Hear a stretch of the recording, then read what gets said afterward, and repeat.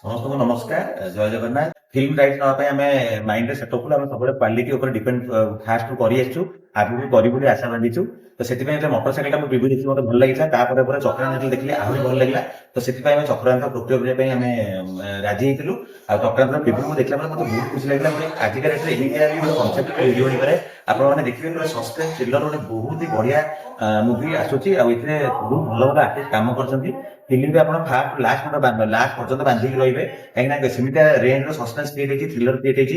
ଆପଣ trailer, teaser, full video ଯାହା ବି ଦେଖିବାକୁ ଚାହିଁବେ ବାବୁଭାଇ ପ୍ରଡକ୍ସନରେ ଦେଖିପାରିବେ, କିନ୍ତୁ ତାକୁ କିଛି ବି ଆପଣ ବୁଝିପାରିବେନି। ଆପଣଙ୍କୁ ନିଶ୍ଚିତ ଭାବରେ ଗୋଟେ ଥର ହଲ୍ ଭିଜିଟ୍ କରିବାକୁ ପଡିବ ଫିଲ୍ମର କାହାଣୀ ଜାଣିବା ପାଇଁ।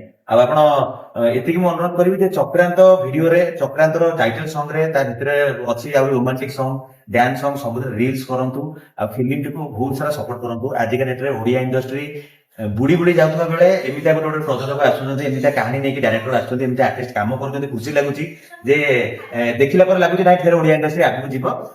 ଯେମିତିକି 2026 ଆମେ ଆଶା କରୁଛୁ ଓଡିଆ ଇଣ୍ଡଷ୍ଟ୍ରି ପାଇଁ ଗୋଟେ ବହୁତ ହି ଶୁଭ ବର୍ଷ ହବ, କାହିଁକିନା ବହୁତ ଭଲ ଭଲ କଣ୍ଟେଣ୍ଟ ଆସୁଛି। ଆଉ ପୁରା କମ୍ପିଟିସନ ଗୋଟେ ଷ୍ଟାର୍ଟ ହେଇଗଲାଣି। 2025 ଟିକେ ହାଇପ୍ରେଡ ହେଲା ପରେ ଓଡିଆ ଇଣ୍ଡଷ୍ଟ୍ରି ଗୋଟେ ବଢିଆ କମ୍ପିଟିସନ ଷ୍ଟାର୍ଟ ହେଇଛି। ଏଇ ରେସରେ ନିଶ୍ଚିତ ଭାବରେ ଚକ୍ରାନ୍ତ ବି କମ୍ପିଟ୍ କରିବ, କାହିଁକିନା ଚକ୍ରାନ୍ତର ଷ୍ଟୋରି ଲାଇନ, ଚକ୍ରାନ୍ତର ଆର୍ଟିଷ୍ଟ, ଚକ୍ରାନ୍ତର ହୋଲ୍ ଟିମ୍ ଗୋଟେ ବହୁତ ବଢିଆ ଅଛନ୍ତି। ଆଉ ବହୁତ ବଢିଆ ଭାବରେ କାମ ହେଇଛି।